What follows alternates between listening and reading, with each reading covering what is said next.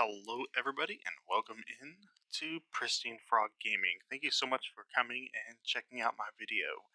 Today we are going to be back on the creator dashboard here on Twitch and we're going to go ahead and explore the video or content producing section of it. So last time we did this, the stream manager. If you haven't seen the video, I will include a link up above for that, and hopefully you guys will watch that if you want to set up this and kind of get an idea of what it can and cannot do. So that should be right up over here. Next, we went to the analytics or the insights of Twitch, and you know, that's always a iffy subject to talk about, the money side, the analytics side, and everything like that. But let's go ahead and look at the analytics side. This is what we did the last video on, and today we are over here at the video producer, and here we are. Here we have all of our videos. We can just upload a new video. We can also do, you know, single or multiple changes at once to unpublish, publish, or delete VoDs. And then we can select here, or we can just press here. All of your options are here. Your highlight, your download. You have your thumbnail. You can upload a thumbnail. You have your title, the description of the video, or the description of the VOD and what you were doing, language, everything that you would normally have, and you can save it or unpublish. You can share it. You can add it to a collection, just basically a playlist, which is useful. You can also export it, so you can export it directly to YouTube as well. So your title, description, tags, private, and then or split it into 15 minutes if it's a long stream. There you go. And then you can also do highlights. The highlights here are pretty nice, not gonna lie. It lets you go through and just make highlights of the sections. The edits are here. You can drag it to where you want, or you can use the keys on the side here to end a segment, start a segment, and whatnot as well. Comes in very useful, making little highlight montages of what was going on stream. Up to you how and if you use this, but I would encourage you to do some highlights every once in a while, or pull things from here to use for TikTok or YouTube.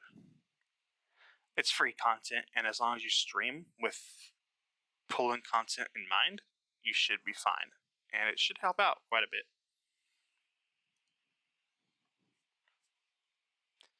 Okay, continuing on here, you can also, sometimes it won't actually register, so hit play and then it'll register that the video is there, and you can come over here and cut it and then adjust each section. This lets you trim out exactly what you want, keep what you want, and get the best highlights or the best montages of information.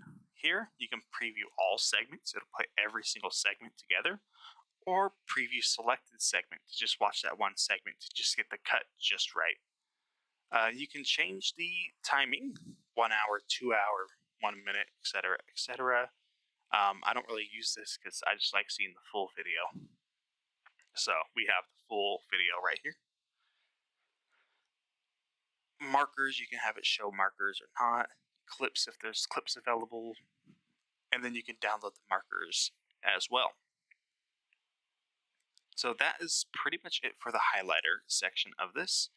If we come over here, we also have the collections. Yes, this was again like the playlist that I was talking about. These are essentially playlists, so you could build a collection of videos, highlights, or other stuff and have it on there as well. And it does come in handy. Leaving here, you also have clips. It naturally defaults to clips that you've created, but you can also come up to the top left and go to clips of my channel, and now you have clips of your channel.